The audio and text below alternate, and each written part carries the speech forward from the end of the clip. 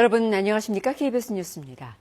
이재명 대통령이 내란 특검 등 3대 특검에 대한 특검 후보자 추천을 더불어민주당과 조국혁신당에 의뢰했습니다. 정상회견도 이어갔는데 오늘은 베트남 르엉끄엉 국가주석과 통화를 진행했습니다. 방준원 기자의 보도.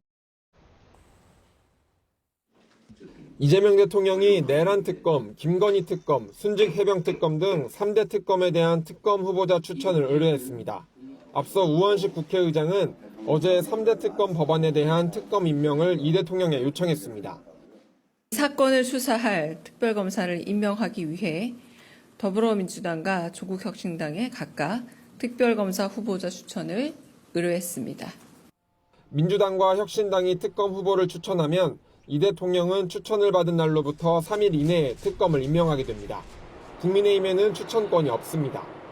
특별검사 자격은 15년 이상 법을 가졌으면서 이력이 없고 겸직하지 않은 사람입니다. 내란, 김건희 특검은 11일 이내에, 순직 해병 특검은 12일 이내에 특검 임명 절차가 완료돼야 합니다. 특검 임명이 완료되면 20일 이내에 특검부와 파견검사 등을 꾸리는 준비 작업에 나서게 됩니다. 한편 이재명 대통령은 오늘 베트남 르엉끄엉 국가주석과 25분간 통화를 하며 정상 외교를 이어갔습니다.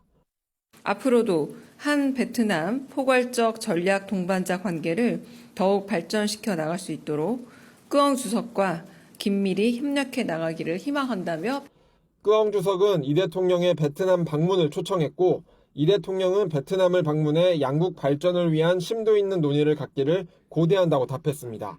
이 대통령은 또 베트남에 진출한 우리 기업들의 원활한 활동을 위한 관심과 지원도 당부했습니다. KBS 뉴스 방준원입니다. 체포영장 집행 방해 혐의 등으로 수사를 받고 있는 윤석열 전 대통령이 경찰의 2차 출석 요구일인 오늘도 소환에 응하지 않고 있습니다. 윤 전 대통령 측은 KBS에 오늘 불출석 입장에 변동이 없고 서면 조사나 방문 조사 등에 대한 논의도 없는 상태라고 밝혔습니다. 경찰 관계자는 오늘 오후까지 기다려볼 것이라고 전했습니다. 경찰은 검토를 거쳐 3차 출석 요구 여부 등을 결정할 방침입니다. 검찰이 김건희 여사에게 부정청탁한 의혹을 받는 건진법사 전성배 씨를 오늘 재소환했습니다. 서울 남부지검은 오늘 오전 10시부터 전 씨를 피의자 신분으로 소환해 청탁금지법 위반 혐의 등을 조사하고 있습니다. 검찰은 전 씨가 2022년 김 여사 측 휴대전화에 문자메시지를 보내 인사청탁이 받아들여지지 않은 데 대한 불만을 나타낸 정황을 다시 물을 것으로 보입니다. 국회에서는 오늘 여야 원내대표가 나란히 퇴임 기자회견을 열고 새 체제 정비에 들어갑니다. 더불어민주당은 내일 원내대표 선출을 앞두고 당원 투표가 시작됐고 국민의힘에서도 차기 원내대표 선거 출마 선언이 이어졌습니다. 현예슬 기자입니다. 더불어민주당 박찬대 원내대표의 고별 기자회견. 13개월 재임 기간을 유종의미로 마무리했다며 소회를 밝혔습니다. 지난 1년 누가 뭐래도 가장 기억에 남는 일은 당연히 국민과 함께 국민의 명령을 받들어 대한민국을 지켜내고 정권 교체를 이룬 것입니다. 책임 있는 집권 여당이 된 만큼 새 원내 지도부가 개혁 입법과 민생 회복 과제를 반드시 완성해달라고 당부했습니다. 차기 원내대표 선거에 김병기, 서영교 의원이 출마한 가운데 권리당원 투표도 오늘 시작됐습니다. 김병기 의원은 이재명 정부 성공에 반석이 되겠다. 서영교 의원은 어떤 위기에서도 국민과 당원 곁에 있겠다며 각각 지지를 호소했습니다. 국민의힘도 새 원내대표 선출 절차에 돌입했습니다. 오는 16일 선거를 앞두고 현재까지 3선의 김성원, 송원석 의원이 출마를 선언했습니다. 김성원 의원은 앞으로 1년간 쇄신해 내년 지방선거 승리의 토대를 구축하겠다고 밝혔습니다. 송원석 의원은 계파를 벗어나 통합하며 정책으로 싸우는 강한 정당이 되겠다고 했습니다. 앞서 사의를 표한 권성동 원내대표는 오후 퇴임 기자회견을 진행합니다. 한편 국민의힘은 민주당 의원들이 발의한 검찰청 폐지와 수사권, 기소권 이관 내용의 검찰 관련 법안 비판에 나섰습니다. 김용태 비상대책위원장은 해당 법안들은 헌법을 훼손하고 국민 권익을 침해하는 악법이라며 즉각 철회하라고 촉구했습니다. 정치적 목적에 따라 사법 시스템 전체를 흔드는 일은 어떤 명분으로도 정당화될 수 없습니다. 즉각 철회할 것을 강력히 촉구합니다. 김 비대위원장은 검찰개혁은 필요하지만 형사 사법 시스템의 안정성을 해치지 않는 범위에서 신중하게 추진돼야 한다고 강조했습니다. KBS 뉴스 현희슬입니다. 이재명 대통령의 아들 결혼식을 겨냥해 테러 모의 글을 올린 작성자가 경찰에 붙잡혔습니다. 경찰은 이 대통령 아들의 결혼식 일시를 거론하며 지난 9일 SNS에 협박글을 게재한 50대 남성을 어제 검거해 조사했습니다. 경찰은 또 이 대통령을 상대로 한 유튜버가 대선 테러를 준비한 정황이 있다는 신고를 수사에 착수했습니다. 해당 유튜버는 지난 7일 윤석열 전 대통령 지지 집회에서 방송을 하던 대선 전에 이 대통령을 암살해야 했다며 미국인에게 총을 보내달라고 했다는 취지의 발언을 한 혐의를 받습니다.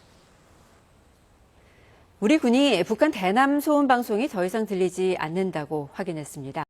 우리 군의 대북 확성기 방송 중지에 북한 측도 입니다. 조혜진 기자가 보도합니다. 접경 지역에서의 북한의 대남 소음 방송이 보입니다. 합동본부는 오늘 북한의 대남 소음 방송이 청취되는 지역은 없다고 밝혔습니다. 다만 북한이 방송을 완전히 중단했는지는 지켜봐야 한다고 덧붙였습니다. 어제 야간 밤늦은 시간에 정지가 되었고 또 오늘 새벽 아침에 없는 것은 확실하나 오후에도 없을지 또 그런 것들은 계속 저희가 예의주시하고 있습니다. 군 관계자에 따르면 마지막으로 북한의 대남 방송이 들린 것은 어젯밤 11시쯤입니다. 북한의 대남 소음 방송은 지역에 따라 내용과 방송 시간이 달라지는데 자정을 넘어서는 더 이상 전 지역에서 들리지 않고 있습니다. 앞서 우리 군은 이재명 대통령 지시에 따라 어제 오후 2시를 기해 접경 지역의 대북 확성기 방송을 1년 만에 mov니다. 대통령실은 이를 남북 신뢰 회복과 한반도 평화 정착이라고 밝혔습니다. 최근 북한의 중대한 도발이 없었던 상황에서 긴장 완화를 위한 선제적 조치로 이번 결정을 내렸고 특히 북한의 소음 방송으로 피해를 겪어온 주민들의 고통을 덜기 위한 실질적 조치 호응한 겁니다. 간단히 살펴보고 이 대통령이 9.19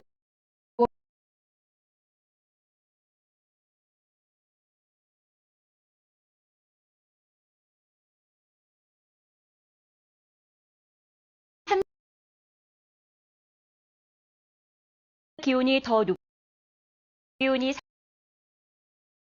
30도까지 오르겠고 대구도 30도 안팎까지 오르겠습니다. 한편 제주도에는 정체전선의 영향으로 올해 첫 장맛비가 내리고 있습니다. 슈퍼컴 강우 예상도를 보면 내일은 충청과 남부지방에, 토요일에는 전국적으로 비가 내리겠습니다. 모레까지 제주도에는 최대 200, 남해안 지역엔 최대 100mm 이상의 많은 비가 내리겠고 내일 밤부터 강한 비가 집중될 것으로 예상돼 주의해야 합니다. 오늘 중부지방은 맑겠지만 남부지방은 흐리겠습니다. 낮 기온 광주가 29도, 부산 26도 등 남부지방은 구름의 볕을 가리면서 어제보다 낮겠습니다. 남해와 제주 먼바다엔 벼락이 치고 돌풍이 부는 곳도 있겠습니다. 토요일 밤 비가 그쳤다가 일요일에 다시 전국에 비가 예상됩니다. 기상정보였습니다. KBS 뉴스를 마칩니다. 시청해 주셔서 고맙습니다.